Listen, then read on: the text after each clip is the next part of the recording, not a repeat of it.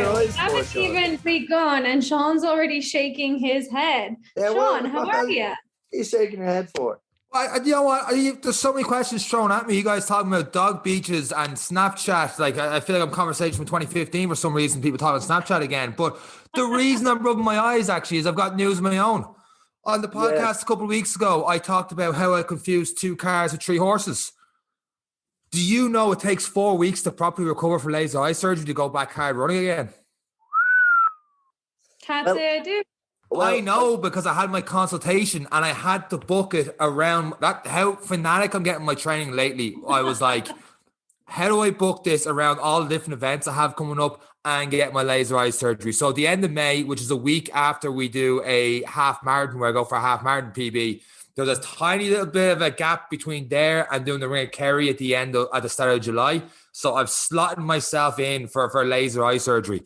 On that weekend. It seems I'm not allowed to do hard training for like 4 weeks afterwards because my eyes might explode.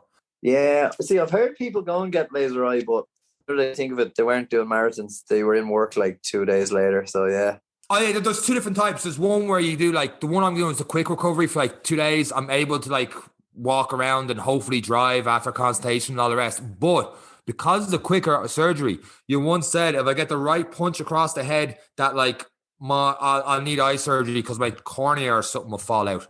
Why would you tell me this? I'm just giving you a heads up on. I know you've got near 20/20 vision, but as a pilot, you might need it down the line if it starts to go. So, like, I was like, and then I started thinking, should I just get the 5-day recovery, which is so much more painful and stuff instead, in case I get a punch across the head? Guy could be on a night out now, and someone could be starting to fight. I'm like, well, my cornea might fall out, so I'm going to have to just do whatever he says. Well, I've never been in a fight in a pub in my life, but these things could happen. It's more likely I'm going to punch you in the head than anyone else. So just avoid my eye out. I'm just afraid now if I tell the better half, she'd be like, well, you keep annoying me and I'm going to give you a good clap across the head. Your eye's going to pop out. And it's a legit threat now. So I'm kind of worried. Someone hits me across the head. Oh, my eye. I was just saying, if you saw that thing on TV. Jesus, knock my eye out. So that's my story. Good thing she doesn't listen to the podcast, though. What's that? Good thing she doesn't listen to the podcast. My voice travels, so she could probably hear me from the office outside right now. Yeah. She's from Wexford. Yeah. Oh, stop. Between that and I had a side of the coronavirus last week, so I wasn't the best person in the world for doing a podcast. That's why, Rachel, you were one of the reasons, Rachel, you were solo last week, is because I can be annoying with a normal voice as it is, but the way my voice was last week will be almost as bad.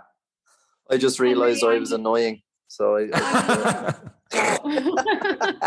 But you did talk in the podcast about you were talking about people if you're sick and stuff, if it's above the head, you could do light training above, below the head you could do nothing. That's just what I've always been told, and like I actually haven't really done any research into it because it's not my field or anything. But yeah, if it's a head cold, you're grand to just do easy, like keep heart rate low, things like that. But yeah, chest, because think of like when you're running, where's the first thing that gives out? It's usually the lungs. Yeah.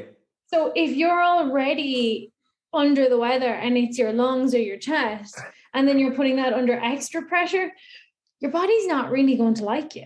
No, I can vouch. I am in a jocker. It's not nice.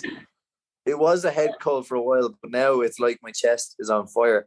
And it's actually the same feeling for those who run. Cold winter night, doing a fast 5K. That feeling when you think your chest is going to implode is how, like, my heart rate just sitting here is up, like, yeah, it's up in the 90s where... Oh my God. So I'm just struggling to be alive, really, to be honest. That was me last week on having corona as well. I was like, oh, I'm in the 90s doing absolutely nothing. And my Garmin was able to tell me I was constantly stressed, so the body battery kept staying real low. Technology is mad these days. My watch is like, you're sick. But then when I went to go for a run for the crack, I was like, here, do an hour and a half. I'm like, it normally tells me to rest. I cannot do an hour and a half right now. Complete 180. Yeah. But I used to wear the Whoop. You've probably seen ads for that. I had the Whoop for 6 months. And apparently a lot of people claim that they were able to tell from their respiratory rate on the Whoop that they had COVID and they were asymptomatic. And this was back at the start of COVID. Oh, wow. It is amazing. Like, I always wonder, you know, how accurate the watches are. Obviously, they're accurate to within a degree. Like, you know, there's going to be errors. There has to be. It's, you know, someone has a hairier arm than the other. Is it reading it? You know, like it's sweaty or whatever the case may be. But when you like, just imagine this thing is just on your arm and you walk up a flight of stairs, your heart rate rises with it. It's like, how does the green little light on the back of my wrist tell me that? It's just absolutely, like, I'm always amazed by it. Now I like noticed, using it as a guide as opposed to gospel.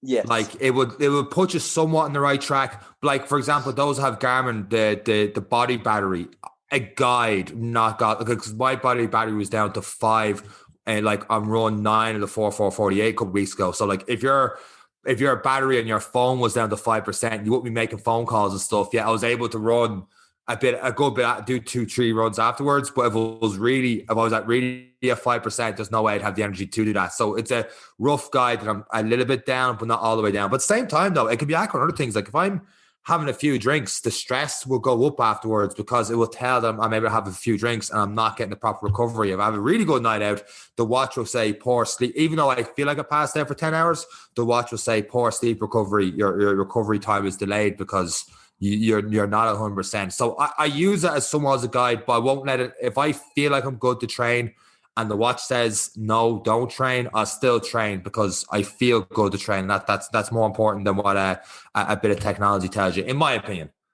I did find the Whoop good though, especially for telling the difference between mental exhaustion and physical exhaustion. Because there'd be days when I'd come home from work and I'd be like, I actually don't have the energy to train. Like I am just exhausted. And then my Whoop would be in like the green range, been like, oh, your body is adapted to take on maximum strain today. And I'd be sitting there going, are you serious?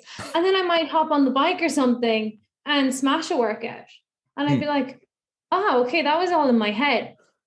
So from that point of view, I see the Garmin's and the other watches don't do, well, I suppose they only do the physical, like everything. Yeah. We can't measure our mental exhaustion. So all of this technology is just measuring our physical exhaustion, giving us those numbers. So sorry, go on, Sean. I was just going to say, you know, that it's great that it actually helps you towards training. 2-part then was for every time where you went to go work out and the Whoop said, hey, don't train, and you didn't train. And how come you're not wearing the Whoop anymore? Answer that last question, because it costs a bomb. Okay, that's fair enough. I think it's like 30 quid a month, is it? It's something there, isn't it? Yeah, I think it is 30 a month. And what are you paying for with that? A watch that tells you you're alive. No, you get this strap for free. You're paying for the data. And like, it has to be telling you a lot more than a Garmin's telling you, or what? Like, is someone analyzing the data? Does the data constantly changing or updating, or like what's it telling you that you couldn't get off something else, or is this what justifies the €30 a month is what I'm trying to say. Nothing, which is why I'm not wearing it. I know. Like, as I said, the 6 months was great because it really did help me distinguish between physical and mental exhaustion, because I would be mentally weak if I was feeling tired, but I hadn't done anything. I would still take a day off because I'm tired, but I'm actually not. And then that, you know, when you get on the bike and you do the physical exercise, it's actually great for overcoming the mental exhaustion because you're getting out of that rut. But it just gave you everything. Like, if you're kind of an intense person, it's probably not for you because it's so easy to get sucked in to all of the different numbers, like your sleep. It just tracked everything. Your respiratory rate, your HRV, so your variable heart rate, as well as your average heart rate. I can't even remember now. I wonder, do I still have the app on my phone? I think it just goes into that little bit more. Now, as more Garmin's come out, they're adding more and more and more information that they're tracking. Like a lot of stuff is coming in line, but I suppose the difference in the model is they Whoop give you the watch for free and then charge you over a lifetime, whereas you pay big money for the watch and all of this comes with it, so but like I always find it as well, it is always good. But one thing for me I found has been a fantastic addition is the heart rate monitor. I found, because I'll be cycling and my heart rate will be 145, say on a big sprint, and I'll look at my watch, and because it was an instantaneous for 20 seconds, my watch is saying I'm still at 110, but my heart rate monitor is saying, you've gone into the 140. So in terms of if you are going down the route of heart rate training or trying to stay in certain zones, the watch is a great guide, as we always say, fantastic guide. And I used it for a marathon and found it amazing. But that extra fine detail, the heart rate monitor is absolutely brilliant. I have to say, I love it. In my case, Eric, you definitely heard me complain over the last 6 weeks about how long my new smart trainer took to arrive, which obviously people listening can't hear, but the guys can see in the background there. So why was it delayed? Because we had ordered a heart rate monitor with it, and the heart rate monitor wasn't in stock. And nobody thought to email us or tell us or just ship the trainer. So I eventually called them and I was like, just take that heart rate monitor off the order and get me my trainer. Obviously much nicer than that. And that's why all your updates on Strava over the past week or so have been you're right back to the Swift training. Oh yeah, straight back in your team. But yeah, just love it. Now Perth unfortunately is a bit harder, like time zone wise, for keeping up with the races that's going on in Europe, and even like the Eastern states and stuff. I'm figuring it out. But I'm just so happy to be back. And yes, I know it's still kind of summer over here, but I don't know. There's just something about a cycle on Zwift that I just love. It's really addicting. And I had this conversation with someone today. There were guys who were asking me how training's going. They've done many Ironman. There's a lot of people in here. Like an Ironman is not really important in here because so many people are doing them every year. So I feel very inadequate in work. But but they were talking to me about how my training is going. And I was like, listen, I spent 3 hours on Zwift the other day, and I'm using Trainer Road as well and Zwift. And they were like, how do you do it? And I was like, I love it. I was like, it's constant power. It's constant work. It's really hard when you want it to be really hard. And you can schedule, like I come into my room here, I have the bike set up, similar to Rachel there. Like if I turn the camera around, you'll see the bike and trainer. So by the time it takes me to put on a t-shirt, shorts and my cycling shoes, I am cycling. I'm not worrying about getting this, getting that. What's the weather like? Is it windy? I'm feeling a bit soft because I am a fair weather athlete. Like I'm not going out. Like even today is glorious, no wind. I'd still question it, but it's. Well, you see, then, my experience. Then I need sun cream. Do you know? Yeah. But in the first month that I was here, I was in the bike shop 3, maybe 4 times with my back wheel. Because the travel, it just, whatever happened, all my sealant, I don't have tubes in my tire, I have sealant, all that leaked out, so I had to get it repaired, and then I got it back and it kept deflating, so then I had to get the valve changed, but then I got a slit in the tire, apparently a piece of glass, I had to go back in with the same tire. It was just never ending. And I was like to the guy, I was like, this is ridiculous. I said, once more, and I am just indoor cycling. That is it. In terms of just general training, you guys hit something there that's a really apparent to me, and people that are unsure how they train is you guys are talking about Zwift and Trainer Road or whatever it is, and you're coming from the approach of what it seems is, I get to do this. I get to go for 3 hours on the bike, good to go, whatever it is, get to do that. And you're talking, Rachel, about I get to do races. And it's just that kind of that mindset switch. Whereas, for example, Eric, you're talking about being a fair weather athlete. If you hadn't got that technology and that stuff there, and or that type of training that works for you, you'd be like, oh man, I have to go out on the bike. I have to do so much miles on the road, in the wind, in the rain, whatever it is. But that's just not you, where you found something you're like, I get to do this. I get to come back to my room.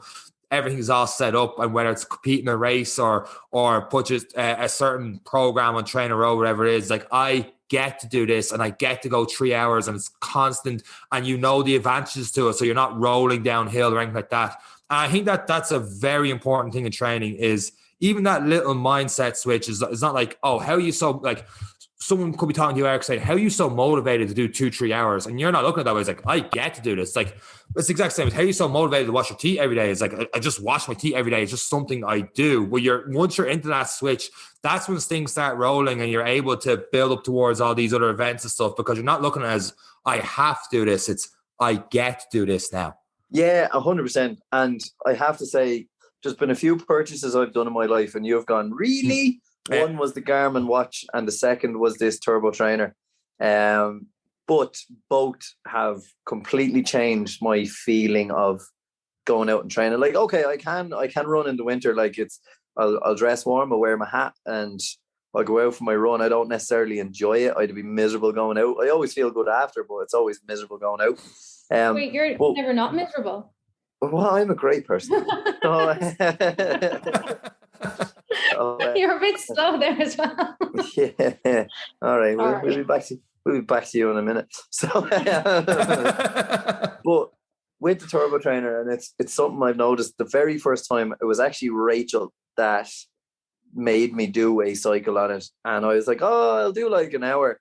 After 20 minutes, I was pooped because I wasn't used to constantly having to turn the pedal at a constant power. And a constant RPM, because when you're out on the road, and that's why I like, so if I can do 3 hours on the trainer at constant power, thereabouts where I want to be at my race. 6 hours on the road is going to be easy because you have peaks and troughs. There's going to be times you can freewheel, your legs aren't required to push as hard, okay, you'll do a few climbs. Now bike handling skills will deter that, like they will degrade, so you kind of have to be careful when you go back out on the roads, maybe get a couple of cycles in. But in terms of, as you said, Sean, the getting to do it, the mental factor I have then. So when I go do Try a Tie this time, which is June bank holiday weekend, I'll know that I can do 80 or 2 hours on the bike at high power. So when it comes to actually doing it, it's going to be really, really enjoyable. Mentally, I'm like, oh, this is easy. Sure, I just have to cycle there and back. I've got it in the legs. It's the same when you hit that 30-kilometer mark in the marathon. It's like, I've done the miles. I'm feeling good. Here we go. It's just that little mental edge because you're training that little bit harder. I kind of enjoy it. And as well as Rachel said, I find humans and a lot of the books I've read about habit building and stuff, it talks about we have a certain amount of decisions we can make in a day.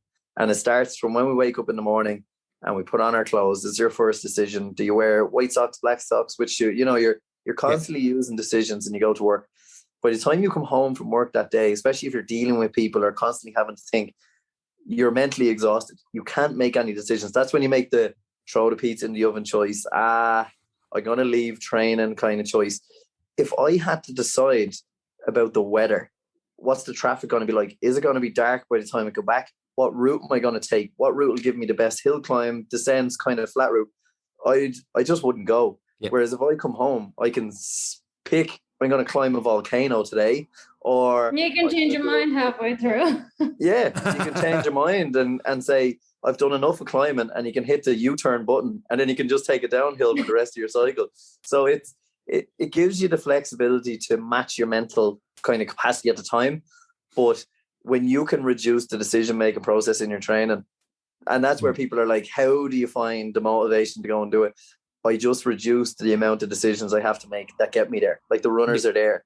I know where I run. I know my same routes. It's boring for some, but it's a less decision for me. Same with the trainer. Swimming hasn't really been incorporated in. I haven't done much swimming, to be honest, but if I swam every day now from now into the event, I'd probably save about 5 to 10 minutes on the swim. Whereas if I put more effort into the bike, I could probably save an hour and a half.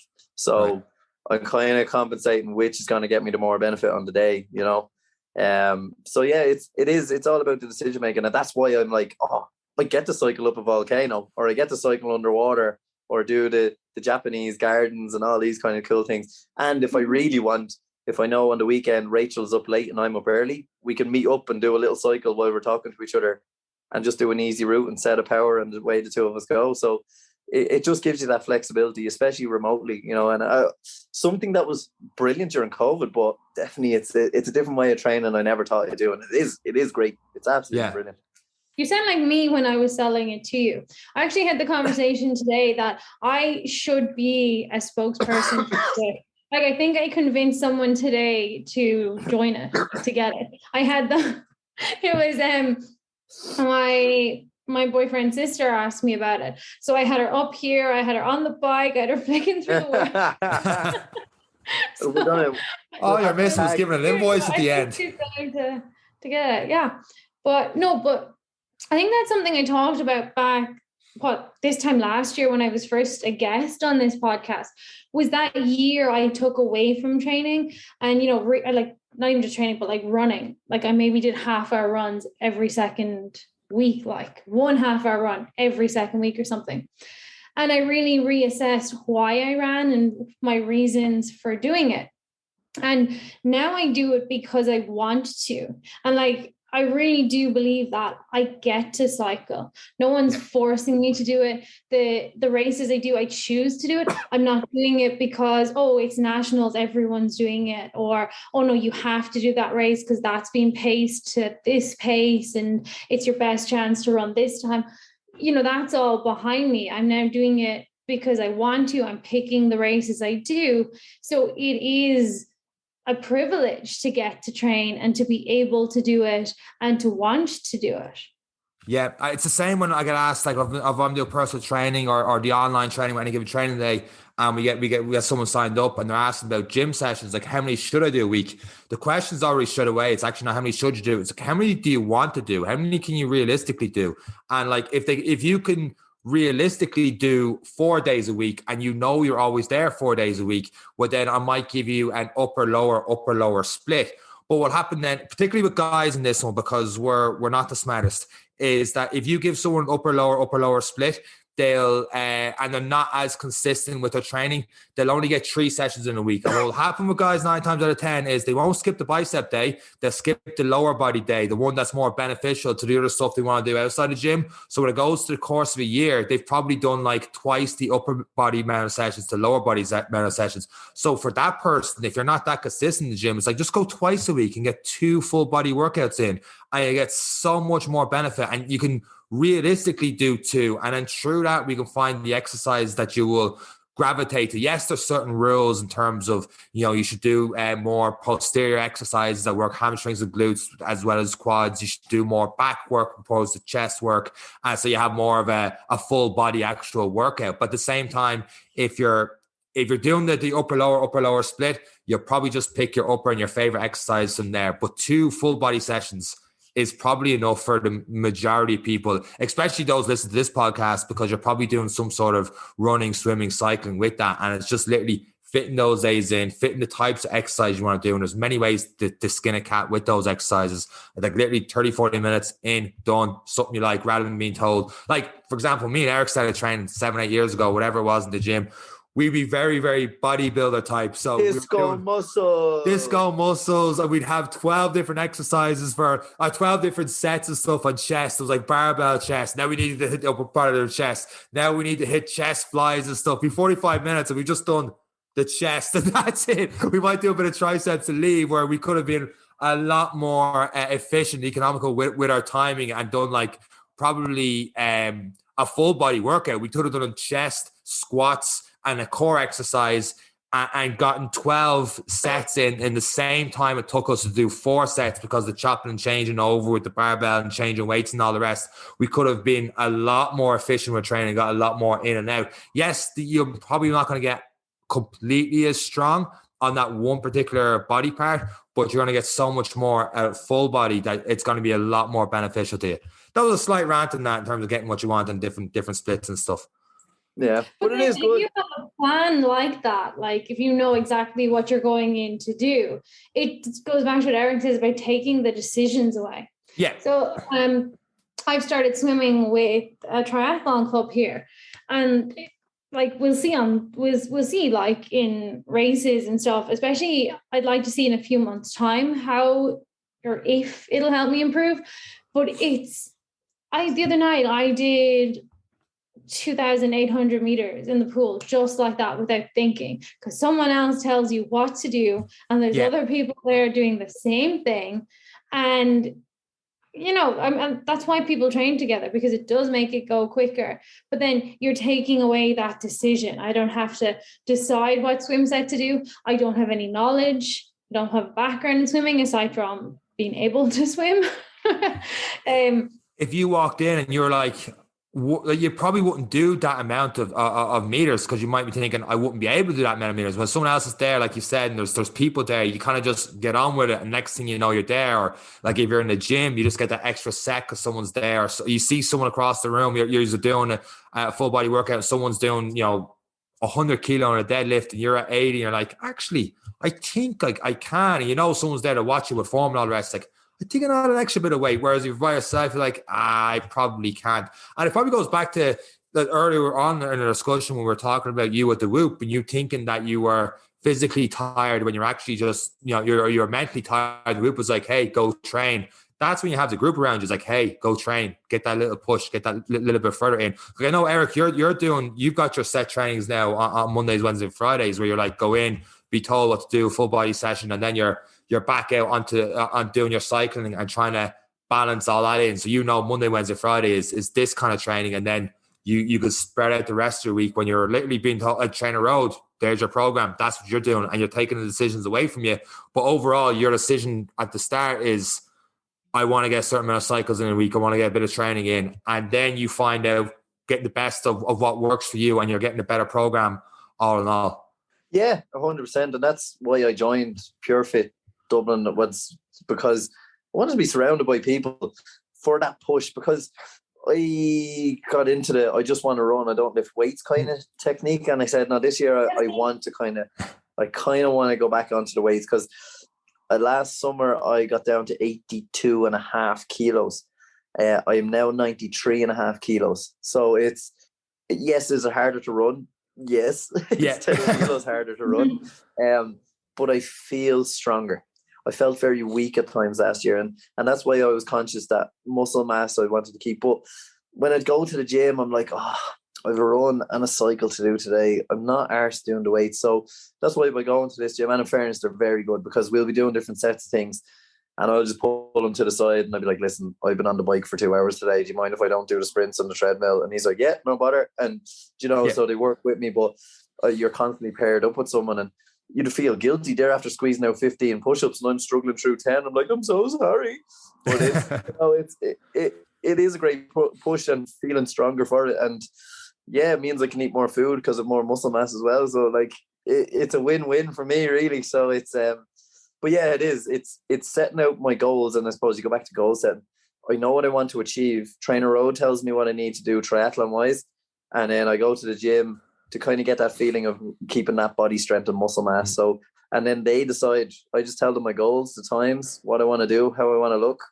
I look after the nutrition myself, and then everything is automated. From Sunday, the food is cooked and the week is planned. So, it's great, but you do have to be flexible as well, and I think flexible in the sense that I'll miss the training session. I don't try and replan it. I just accept Wednesday is gone, and Thursday we pick it back up again, because your fitness isn't going to drop off. You're not going to lose it. But I think people get very hung up when we look at whoops and stats and plans and VO2 maxes and training plans. One day is not going to kill you. Live your life as well, and then pick it up the next day. It was the same with fitness and nutrition. If you're on track 80% of the time and having your bit of fun on the side, you are going to make progress over time. There's a quote there I saw recently, like, consistency is more important than intensity. Like, so if you were like 80% intense on your sessions, you're there 80% of the time, but you build that consistency week in, week out, you will make progress. There's no two ways about it. Yeah. Well, that's the same with running. 100%. Like, absolutely. Like, it's better to have a few months with maybe an extra day off here and there than smash it in 6 months and not be able to walk for the next 6 months. Like, you're absolutely better taking the extra day off, not trying to make it up, and just,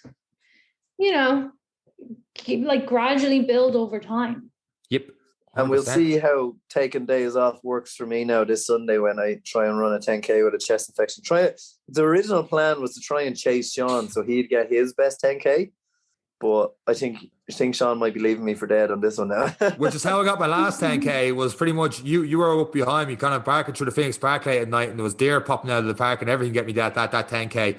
I that was out of fear I got that one. But as we record this podcast the Friday afternoon, so when people listen to this, they'll probably know on the Any Given Runday Instagram page or Any Given Trend Day Instagram page whether we got to 10K and what happened that day. So on that note, I'm going to go and get ready for that. So that's all I got to add to this week's episode of the Any Given Runday podcast. Rachel, Eric, anything else to add?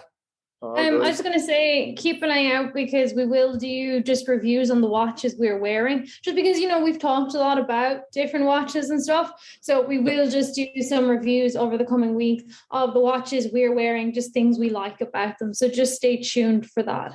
Yeah, 100%. I suppose just real quick on that one. I have the Garmin Forerunner 45, I think it is. There's a music version on that. I don't recommend the music version, especially if you use your phone when going on the thing, because it's just too hard to get the music. So I think save yourself 50 quid. It seems to be the middle of the road Garmin watches that people do get, because I've heard the Forerunner dropped a fair bit. I absolutely love mine. Even this week I posted up about my intervals and people are like, well, how do you track the intervals? It's like I literally just program it in. So the run, it tells me after warm up, once hit start, it's like 1 minute you run. And after a minute, the watch is like, hey, stop. And I went to a slow jog because Rachel says during recovery on intervals, you jog, not walk. Am I right in that? Yes, unless you are absolutely dying, you should keep jogging. Even if it's like you're jogging slower than you're walking, it's still good to keep jogging. We actually we'll do the watch reviews first, just get them on the Instagram. And then I think we'll do a podcast where we each talk about our watches, because I'm pretty sure the three of us have 3 different ones. So Sean, you said the Forerunner 4.5 or 2.45. I'm not too sure. I know it's Forerunner, one or the other. I have the Phoenix 5. Ooh. Oh, yes. I had the Phoenix 6 Music, but I now have a Chorus Apex. I went away from Garmin. So this will definitely be an interesting one that we can all talk about what we love about our watches and what we hate. I have a friend with a real good orange disco scrap of his Garmin watch. I'll ask him for advice on that. Bombshell.